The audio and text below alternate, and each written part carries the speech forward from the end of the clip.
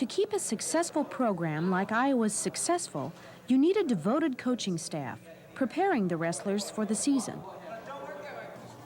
I feel very comfortable with the people I work with. I think Mark Johnson, my #1 assistant, Keith Mourlam, who is basically the #2 assistant, are working well together. And they're working well with me and the people around the program. And from that standpoint, I feel that that's the key into a successful program. Iowa's program, I think, is a lot different than most, simply, I think, because of the hard work ethic here.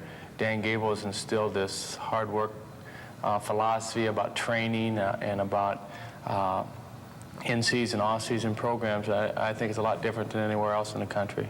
I'd have to agree with that.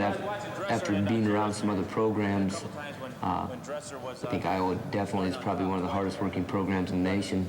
You know, I think a big reason of that is because of Dan himself. He's such a great motivator, and I think I can speak for Mark when I say this, that he motivates his wrestler, but he also motivates myself as a coach. Mark and myself come in early in the morning around 7 and work out ourselves, and we're usually busy until 10 in the morning putting through different wrestlers through weight workouts, running workouts, technique sessions, and there's just always people in here working out. They're putting in that extra time to become a champion. Extend his arms, Regan. I tend to work with probably the lighter weights a little more, and Dan tends to work with the middle weights, and then of course Mark works with the heavier weights, and we all take 3, 4, 5 guys, each of us, and we all kind of split up time and work with those guys. Come on, Josh, after him, come on. If you can score on him, you can score on anybody. Keith Mourlam knows Gable's system from the inside. He wrestled for Iowa and was the 1977 Big Ten champ and national runner-up. He was also a 2-time United States Wrestling Federation champion in 1981 and 1982. His international experience includes being a titleist in the prestigious Werner Seelenbinder wrestling tournament in East Germany.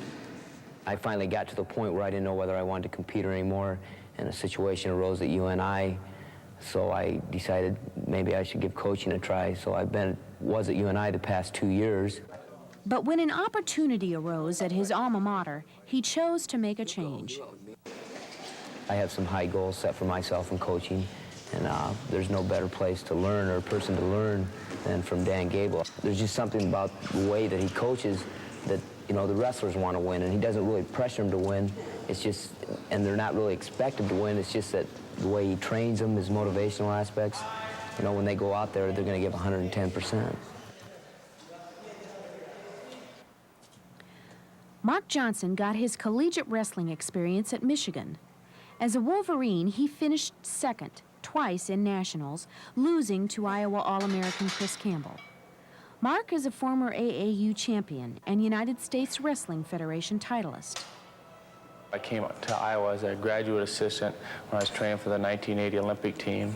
I was on the 1980 Olympic team in Greco-Roman wrestling at 198 pounds, and it was during that time I became associated with the program here and really found out how good it was.